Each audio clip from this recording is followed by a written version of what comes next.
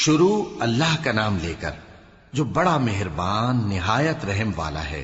کاف ہا یا عین صاد، یہ تمہارے پروردگار کی مہربانی کا بیان ہے جو اس نے اپنے بندے زکریا پر کی تھی جب انہوں نے اپنے پروردگار کو دبی آواز سے پکارا اور کہا کہ اے میرے پروردگار، میری ہڈیاں بڑھاپے کے سبب کمزور ہو گئی ہیں اور سر سفید بالوں کی وجہ سے چمکنے لگا ہے، اور اے میرے پروردگار، میں تجھ سے مانگ کر کبھی محروم نہیں رہا، اور میں اپنے بعد اپنے بھائی بندوں سے ڈرتا ہوں، اور میری بیوی بانجھ ہے، پھر بھی مجھے اپنے پاس سے ایک وارث عطا فرما جو میری اور اولاد یعقوب کی میراث کا مالک ہو، اور اے میرے پروردگار، اس کو خوش اخلاق بنائیو۔ فرمایا اے زکریا، ہم تم کو ایک لڑکے کی بشارت دیتے ہیں جس کا نام یحییٰ ہوگا، اس سے پہلے ہم نے اس نام کا کوئی شخص پیدا نہیں کیا۔ انہوں نے کہا کہ پروردگار، میرے ہاں کس طرح لڑکا ہوگا جبکہ میری بیوی بانجھ ہے اور میں بڑھاپے کی اس حالت کو پہنچ گیا کہ سوکھ گیا ہوں؟ حکم ہوا کہ اسی طرح ہوگا۔ تمہارے پروردگار نے فرمایا ہے کہ مجھے یہ آسان ہے، اور میں پہلے تم کو بھی تو پیدا کر چکا ہوں اور تم کچھ چیز نہ تھے۔ کہا کہ پروردگار، میرے لیے کوئی نشانی مقرر فرما۔ فرمایا نشانی یہ ہے کہ تم صحیح و سالم ہوتے ہوئے 3 رات دن لوگوں سے بات نہ کر سکو گے۔ پھر وہ عبادت کے حجرے سے نکل کر اپنی قوم کے پاس آئے تو ان سے اشارے سے کہا کہ صبح و شام تسبیح کرتے رہو۔ فرمایا اے یحییٰ، ہماری کتاب کو مضبوطی سے تھامے رہو، اور ہم نے ان کو لڑکپن ہی میں دانائی عطا فرمائی تھی اور اپنے پاس سے شفقت اور پاکیزگی دی تھی، اور وہ پرہیزگار تھے اور وہ اپنے ماں باپ کے ساتھ نیکی کرنے والے تھے اور سرکش اور نافرمان نہیں تھے۔ اور جس دن وہ پیدا ہوئے اور جس دن وفات پائیں گے اور جس دن زندہ کر کے اٹھائے جائیں گے ان پر سلام ہے۔ اور کتاب یعنی قرآن میں مریم کا بھی تذکرہ کرو، جب وہ اپنے لوگوں سے الگ ہو کر مکان کے مشرقی حصے میں چلی گئیں، پھر انہوں نے ان کی طرف سے پردہ کر لیا تو ہم نے ان کی طرف اپنا فرشتہ بھیجا، سو وہ ان کے سامنے ایک خوبصورت مرد کی صورت میں آیا۔ مریم بولی کہ اگر تم پرہیزگار ہو تو میں تم سے بچنے کے لیے رحمان کی پناہ لیتی ہوں۔ فرشتے نے کہا کہ میں تو تمہارے پروردگار کا بھیجا ہوا یعنی فرشتہ ہوں، اور اس لیے آیا ہوں کہ تمہیں پاکیزہ لڑکا بخشوں۔ مریم نے کہا کہ میرے ہاں لڑکا کیوں کر ہوگا جبکہ مجھے کسی مرد نے بطور شوہر چھوا تک نہیں اور میں بدکار بھی نہیں ہوں۔ فرشتے نے کہا کہ یوں ہی ہوگا۔ تمہارے پروردگار نے فرمایا کہ یہ مجھے آسان ہے اور میں اسے اسی طریق پر پیدا کروں گا تاکہ اس کو ہم لوگوں کے لیے اپنی طرف سے نشانی اور ذریعہ رحمت بنائیں، اور یہ کام مقرر ہو چکا ہے۔ چنانچہ وہ اس بچے کے ساتھ حاملہ ہو گئیں اور اسے لے کر ایک دور جگہ چلی گئیں۔ پھر درد ذہ ان کو کھجور کے تنے کی طرف لے آیا، کہنے لگی کہ کاش میں اس سے پہلے مر چکتی اور بھولی بسری ہو گئی ہوتی۔ تب ان کے ٹیلے کے نیچے کی جانب سے فرشتے نے ان کو آواز دی کہ غمناک نہ ہو، تمہارے پروردگار نے تمہارے نیچے ایک چشمہ پیدا کر دیا ہے، اور کھجور کے تنے کو پکڑ کر اپنی طرف ہلاؤ، وہ تم پر تازہ عمدہ کھجوریں گرائے گا، تو کھاؤ اور پیو اور آنکھیں ٹھنڈی کرو۔ اگر تم کسی آدمی کو دیکھو تو کہنا کہ میں نے اللہ کے لیے روزے کی منت مانی، تو آج میں کسی آدمی سے ہرگز کلام نہیں کروں گی۔ پھر وہ اس بچے کو اٹھا کر اپنی برادری والوں کے پاس لے آئیں۔ وہ کہنے لگے کہ مریم، یہ تو نے برا کام کیا۔ اے ہارون کی بہن، نہ تو تیرا باپ ہی برا آدمی تھا اور نہ تیری ماں ہی بدکار تھی۔ تو مریم نے اس بچے کی طرف اشارہ کیا۔ وہ بولے کہ ہم اس سے کہ گود کا بچہ ہے کیسے بات کریں؟ بچے نے کہا کہ میں اللہ کا بندہ ہوں، اس نے مجھے کتاب دی ہے اور نبی بنایا ہے، اور میں جہاں ہوں اور جس حال میں ہوں اس نے مجھے صاحب برکت بنایا ہے، اور جب تک زندہ ہوں مجھ کو نماز اور زکوٰۃ کا ارشاد فرمایا ہے، اور مجھے اپنی ماں کے ساتھ نیک سلوک کرنے والا بنایا ہے اور سرکش و بدبخت نہیں بنایا، اور جس دن میں پیدا ہوا اور جس دن مروں گا اور جس دن زندہ کر کے اٹھایا جاؤں گا مجھ پر سلام ہے۔ یہ مریم کے بیٹے عیسیٰ ہیں، اور یہ سچی بات ہے جس میں لوگ شک کرتے ہیں۔ اللہ کو شایع نہیں کہ کسی کو بیٹا بنائے، وہ پاک ہے، جب کسی چیز کا ارادہ کرتا ہے تو اس کو یہی کہتا ہے کہ ہو جا تو وہ ہو جاتی ہے، اور بے شک اللہ ہی میرا اور تمہارا پروردگار ہے، تو اسی کی عبادت کرو، یہی سیدھا رستہ ہے۔ پھر اہل کتاب کے فرقوں نے باہم اختلاف کیا، سو جو لوگ کافر ہوئے ہیں ان کو بڑے دن یعنی قیامت کے روز حاضر ہونے سے خرابی ہے۔ وہ جس دن ہمارے سامنے آئیں گے کیسے سننے والے اور کیسے دیکھنے والے ہوں گے، مگر ظالم آج کھلی گمراہی میں ہیں، اور ان کو حسرت و افسوس کے دن سے ڈرا دو جب بات فیصل کر دی جائے گی اور وہ غفلت میں پڑے ہوئے ہیں اور ایمان نہیں لاتے۔ ہم ہی زمین کے اور جو لوگ اس پر بستے ہیں ان کے وارث ہوں گے، اور ہماری ہی طرف ان کو لوٹنا ہوگا۔ اور کتاب میں ابراہیم کا ذکر کرو، بے شک وہ نہایت سچے تھے، پیغمبر تھے۔ جب انہوں نے اپنے باپ سے کہا کہ ابا، آپ ایسی چیزوں کو کیوں پوچھتے ہیں جو نہ سنیں اور نہ دیکھیں اور نہ آپ کے کچھ کام آ سکیں؟ ابا، مجھے ایسا علم ملا ہے جو آپ کو نہیں ملا، تو میرے ساتھ ہو جائیے، میں آپ کو سیدھی راہ پر لے چلوں گا۔ ابا، شیطان کی پوجا نہ کیجیے، بے شک شیطان اللہ کا نافرمان ہے۔ ابا، مجھے ڈر لگتا ہے کہ آپ کو اللہ کا عذاب آ پکڑے تو آپ شیطان کے ساتھی ہو جائیں۔ اس نے کہا کہ ابراہیم، کیا تو میرے معبودوں کے خلاف ہے؟ اگر تو باز نہ آئے گا تو میں تجھے سنسار کر دوں گا، اور تو ہمیشہ کے لیے مجھ سے دور ہو جا۔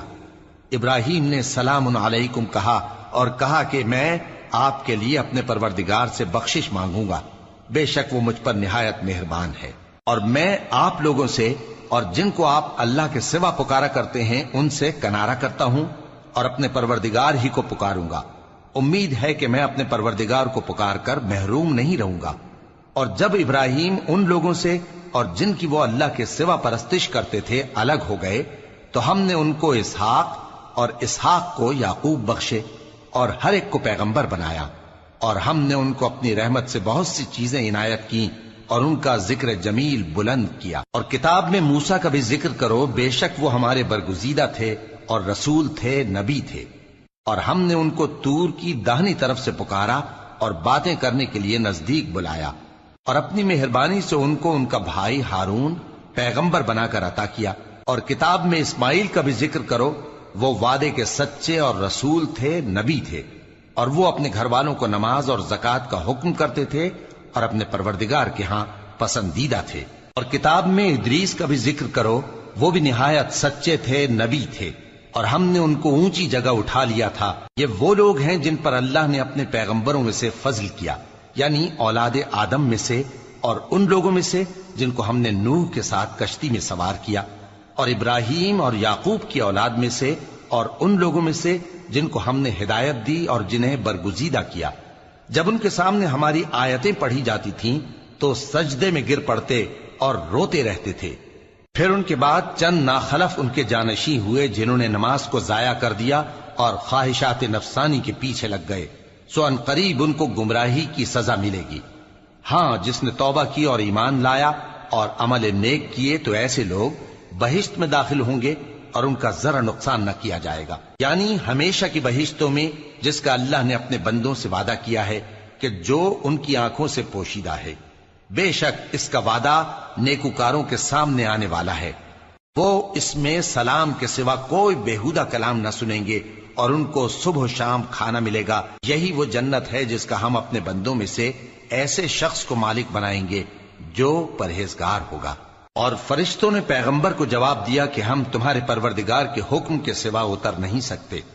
جو کچھ ہمارے آگے ہے اور جو پیچھے ہے اور جو اس کے درمیان ہے، سب اسی کا ہے، اور تمہارا پروردگار بھولنے والا نہیں، یعنی آسمان اور زمین کا اور جو ان دونوں کے درمیان ہے سب کا پروردگار، تو اسی کی عبادت کرو اور اس کی عبادت پر ثابت قدم رہو۔